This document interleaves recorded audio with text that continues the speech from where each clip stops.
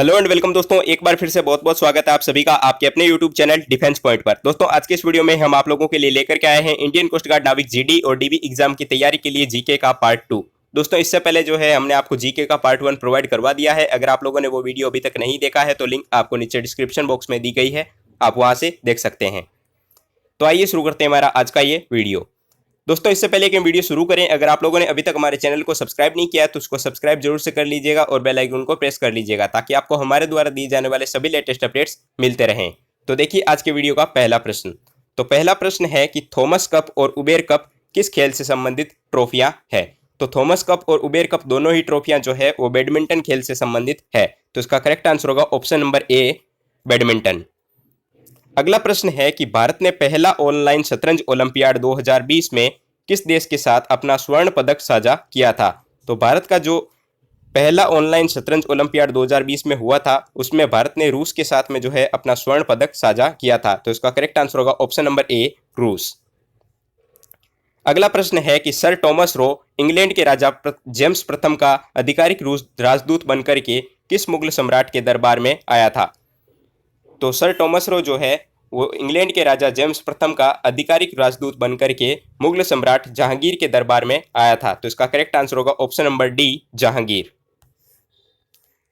देखिए अगला प्रश्न है कि बंगाल का कौन सा शासक था जिसने अपनी राजधानी को ढाका से मुर्शिदाबाद स्थानांतरित किया था।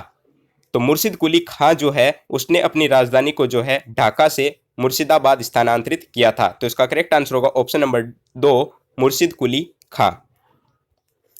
अगला प्रश्न है कि निम्नलिखित में से कौन गदर पार्टी से संबंधित नहीं था। आपके ऑप्शन हैं लाला हरदयाल, ऑप्शन बी पंडित रामचंद्र, ऑप्शन सी बरकतुल्ला और ऑप्शन डी खुदीराम बोस। तो सबसे पहले बात करते हैं गदर पार्टी की। तो गदर पार्टी की स्थापना जो है वो लाला हरदयाल के द्वारा 1913 में की गई थी। ठीक है, 1913 में जो है वो गदर पार्टी की स्थापना की गई थी और गदर पार्टी की स्थापना जो है वो सैन फ्रांसिस्को में की गई थी।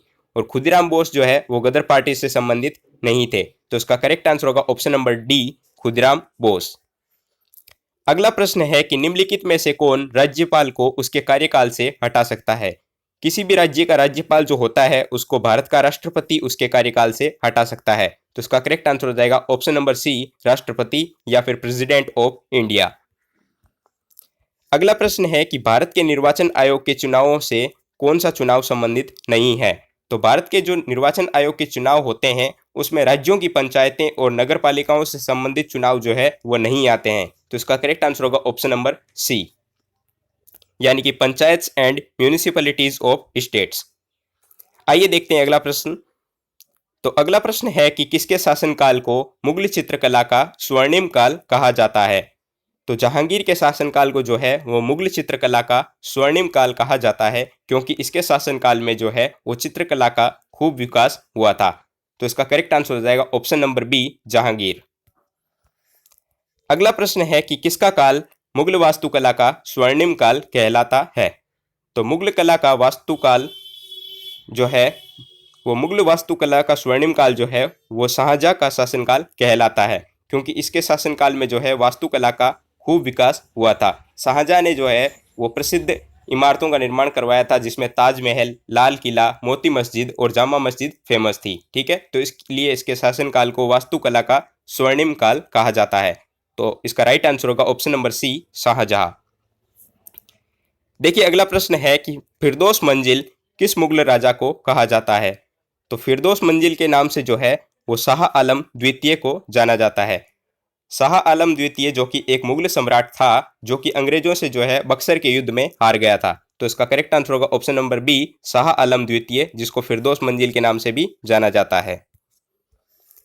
अगला प्रश्न है कि कौन से मुगल राजा के दरबार में हिंदुओं से सबसे ज्यादा मुस्लिम मनसबदार थे। तो औरंगजेब के जो है वो शासनकाल में वो यानी कि औरंगजेब का जो राज दरबार था उसमें जो है हिंदुओं से ज्यादा मुस्लिम मनसबदार थे। तो इसका करेक्ट आंसर होगा ऑप्शन नंबर डी। देखिए अगला प्रश्न है कि जैव विविधता दिवस कब मनाया जाता है। तो जैव विविधता दिवस जो है वो 22 मई को मनाया जाता है। तो इसका करेक्ट आंसर होगा ऑप्शन नंबर सी, 22 मई। इसका उद्देश्य होता है जैव विविधता की सुरक्षा करना, इसलिए जो है जैव विविधता दिवस 22 मई को मनाया जाता है। तो इसका करेक्ट आंसर होगा ऑप्शन नंबर सी। देखिए अगला प्रश्न है कि नेशनल कैडेट कोर डे यानी कि एनसीसी डे जो है वो कब मनाया जाता है। तो एनसीसी डे या फिर नेशनल कैडेट कोर डे जो है वो 23 नवंबर को मनाया जाता है। तो इसका करेक्ट आंसर होगा ऑप्शन नंबर बी, 23 नवंबर। अगला प्रश्न है कि विश्व में सबसे ज्यादा पाई जाने वाली ग्रीन हाउस गैस है। तो विश्व में सबसे ज्यादा पाई जाने वाली ग्रीन हाउस गैस जलवाष्प है यानी कि वाटर वेपर। तो इसका करेक्ट आंसर होगा ऑप्शन नंबर बी, जलवाष्प। देखिए अगला प्रश्न है कि निम्नलिखित में से किस गवर्नर जनरल को भारतीय प्रेस का मुक्तिदाता कहा जाता है।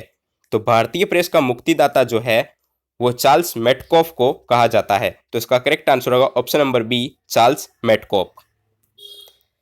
देखिए अगला प्रश्न है कि निम्नलिखित में से किस राज्य ने अंग्रेजों को मुक्त व्यापार करने के लिए सुनहरा फरमान जारी किया था। ठीक है, तो गोलकुंडा जो है इसने सन 1632 में जो है वह अंग्रेजों के मुक्त व्यापार करने के लिए सुनहरा फरमान जारी किया था। यानी कि गोलकुंडा ने जो है वो 1632 में अंग्रेजों को मुक्त व्यापार करने के लिए सुनहरा फरमान जारी कर दिया था कि अब अंग्रेज जो है वो मुक्त व्यापार कर सकते हैं। तो इसका करेक्ट आंसर होगा ऑप्शन नंबर सी, गोलकुंडा। अगला प्रश्न है कि भारत का सबसे बड़ा नमक उत्पादन राज्य कौन सा है। तो भारत में जो है वो सबसे ज्यादा नमक का उत्पादन गुजरात राज्य में होता है। तो इसका करेक्ट आंसर होगा option number B, Gujarat. Gujarat जो है वो प्रति वर्ष 160 लाख टन जो है वो नमक उत्पादित करता है। तो इसका करेक्ट आंसर होगा ऑप्शन नंबर बी, गुजरात। अगला प्रश्न है कि क्षेत्रफल के मामले में निम्नलिखित में से कौन सा देश भारत से बड़ा नहीं है। तो आपको ऑप्शन दिए गए हैं ऑस्ट्रेलिया, ब्राजील, कनाडा और इंडोनेशिया। तो देखिए इसमें जो ऑप्शन नंबर डी इंडोनेशिया है वो करेक्ट आंसर हो जाएगा। इंडोनेशिया जो है वो क्षेत्रफल के आधार पर विश्व का 7वां बड़ा देश है। इसको भी आप ध्यान में रखेंगे। ठीक है, आइए देखते हैं अगला प्रश्न। तो अगला प्रश्न है कि पश्चिम बंगाल में स्थित कुछ बिहार किस उद्योग के लिए प्रसिद्ध है। तो पश्चिम बंगाल में जो है वो कुछ बिहार स्थित है जो कि रेशम उद्योग के लिए काफी ज्यादा फेमस है। तो इसका करेक्ट आंसर होगा ऑप्शन नंबर बी, रेशम उद्योग। देखिए आज के वीडियो का अगला और लास्ट प्रश्न है कि कांगेर घाटी राष्ट्रीय उद्यान किस राज्य में स्थित है। तो कांगेर घाटी राष्ट्रीय उद्यान जो है वो छत्तीसगढ़ में स्थित है। तो इसका करेक्ट आंसर होगा ऑप्शन नंबर ए, छत्तीसगढ़। देखिए कांगेर घाटी राष्ट्रीय उद्यान जो था उसको 1982 में भारत सरकार ने जो है वो राष्ट्रीय उद्यान का दर्जा दे दिया था। ठीक है, जो कि आपके छत्तीसगढ़ में स्थित है। तो इसका करेक्ट आंसर हो जाएगा ऑप्शन नंबर ए। दोस्तों आई होप आपको सारे प्रश्न समझ आ गए होंगे और आपको वीडियो काफी पसंद आया होगा। तो इस वीडियो को अपने दोस्तों के साथ में भी शेयर जरूर से कर दीजिएगा।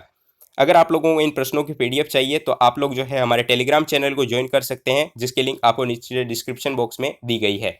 और अगर आपने अभी तक इस चैनल को सब्सक्राइब नहीं किया तो उसको सब्सक्राइब जरूर से कर दीजिए। वीडियो को लाइक नहीं किया तो लाइक जरूर से कर दीजिए और उसको अपने दोस्तों के साथ में जो है शेयर करना ना भूलें। मिलते हैं अगले वीडियो में, तब तक के लिए जय हिंद।